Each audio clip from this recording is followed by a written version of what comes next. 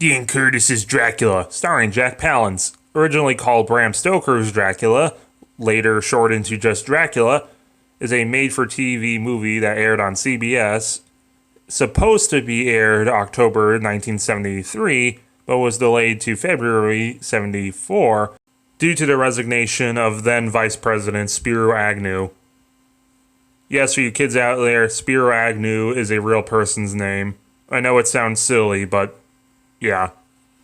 He's Greek. Jack Palance is our Dracula. He doesn't have the mustache, but he has sideburns, so, facial hair. He does a really good job as being Dracula. He's got that sophistication and elegance.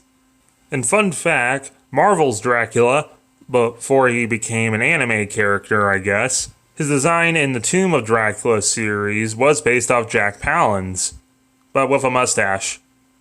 And interesting note, The Tomb of Dracula came out a couple years before this film. He's actually based off of the Canadian-American made-for-TV 1968 film The Strange Case of Dr. Jekyll and Mr. Hyde, where Jack Palance played Jekyll and Hyde. So it kind of is like a Nick Fury situation, how Ultimate Comics had him look like Sam Jackson long before the movies actually cast him as such. This is yet another Dracula adaptation of the Bram Stoker book. Some notable things they got right were garlic, you don't see that a lot. We used some real castles, but none from Romania. These are castles throughout all of what used to be Yugoslavia. For all you who actually remember Yugoslavia existing,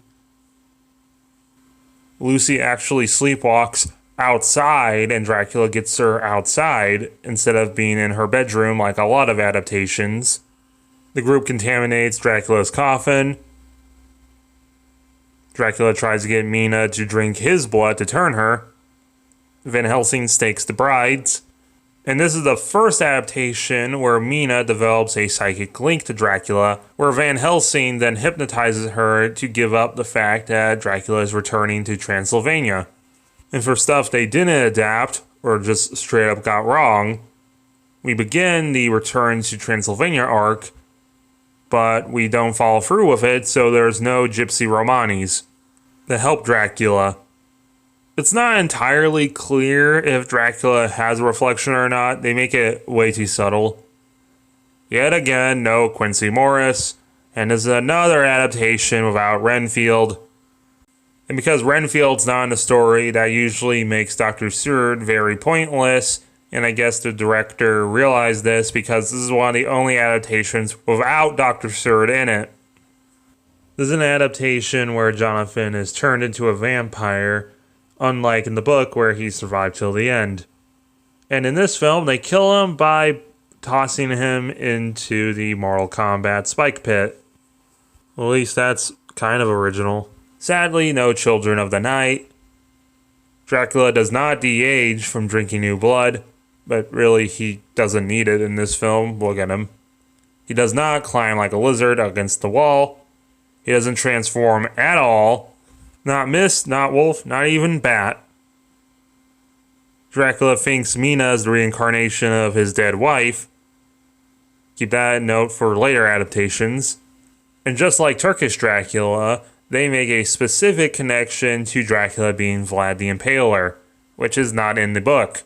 And Dracula's death is him getting speared of Destinied, as in getting speared in the heart, and then he gets some sunlight for good measure, which is completely different from the book, which is him getting stabbed in the heart by a knife and throat slashed by another knife. And also, sunlight doesn't hurt him in the book, it just weakens him. Despite all these changes, this is a pretty good adaptation. The acting's really nice, the music's great, the sets are pretty, and I just had a fun time watching it. I recommend it to Dracula and vampire fans. It's on Tubi, as of me recording this video, for free! An interesting note, this film was re-released for TV 2 weeks after the Francis Ford Coppola Dracula. Because they're both called Bram Stoker's Dracula. Amazing.